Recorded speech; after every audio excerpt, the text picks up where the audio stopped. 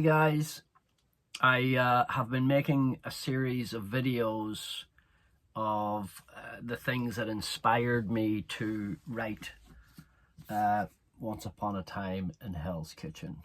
First off, thank you so much to everybody who's bought the book and given it a review or a rating or post about it on Facebook or Instagram. Thank you so much to all you. I think there's like 30 something 5-star reviews already for the book on Amazon, which is incredible. I actually started writing Once Upon a Time in Hell's Kitchen 1 year ago today. I wrote in my calendar. It was the first day I actually sat down and started writing it.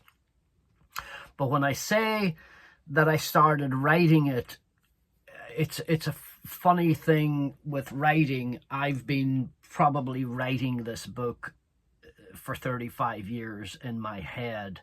So when I sit down to write, it's not so much that I'm writing as I am transcribing something that I've already formulated and written, mostly in my subconscious. It's all sort of together.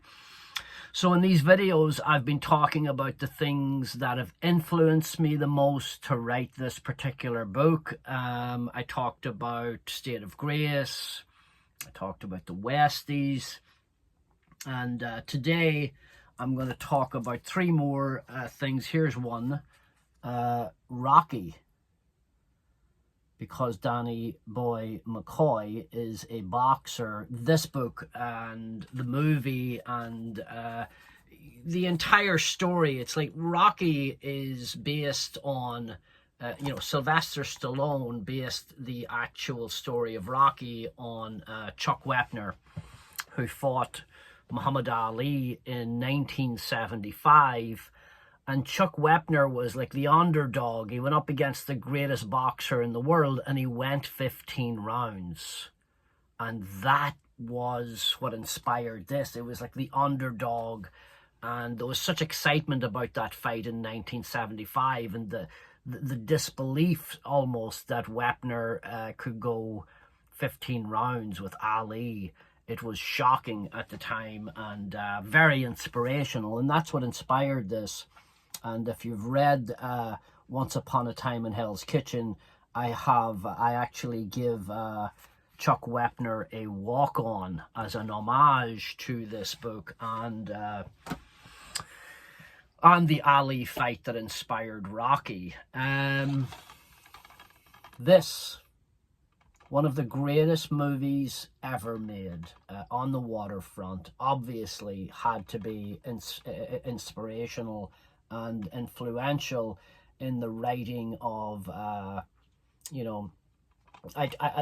pigeons that Danny Boy McCoy takes care of is an homage to Marlon Brando's Terry Malloy in On the Waterfront. If you haven't seen this, it won Best Academy Award, I think it was 1955.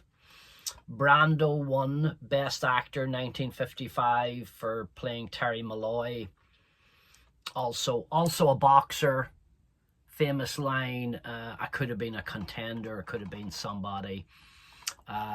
Also Karl Malden in this movie as the priest. Father, why is that not coming to me? Anyway, Karl Malden also, I think he was nominated for an Oscar in 1955, Best Supporting Actor, but did not win. Should have won. One of the great performances, amazing actor, Karl Malden. But obviously, great inspiration, that whole world, the underdog, again, the underdog boxer, and maybe Terry Malloy, more than any other. You have Rocky, obviously, who's this good dude also, and you see that whole thing where at the beginning of the Rocky movie, he's doing the dirty work for the mob, and Terry Malloy, and On the Waterfront, he is a character who is he's just such a good dude. He's an innocent guy, again, getting caught up with the mob. And it's this idea of the one guy who's trying to do the right thing but not get caught up, and how that sort of challenges his own integrity.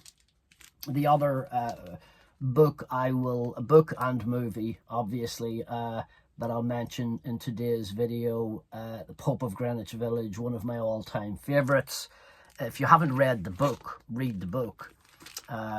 This copy was actually given to me by the bartender in the actual story, Ginty. I met him in Woodstock. I almost bought his house actually at one point when we moved to Woodstock, and he gave me this copy of his copy of the book, which was awesome. But The Pope of Greenwich Village, why was this so inspirational? Number one, it sort of captures a real sort of New York downtown essence. I think more than anything else for me on this one was the sort of playfulness. Again, it's the underdog, it's the guys going up against the mob, and it's this sort of like, he has to use his wits, and it's the sort of underdog good guys who are trying to do the right thing, but just keep getting pulled in further and further to the darkness.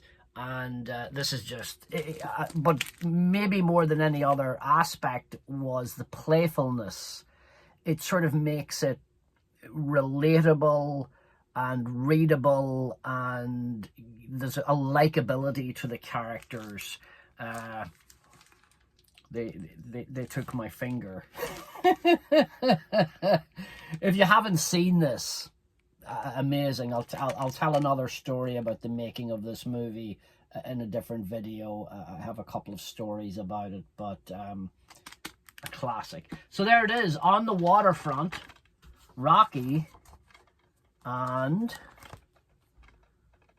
that's the three classics.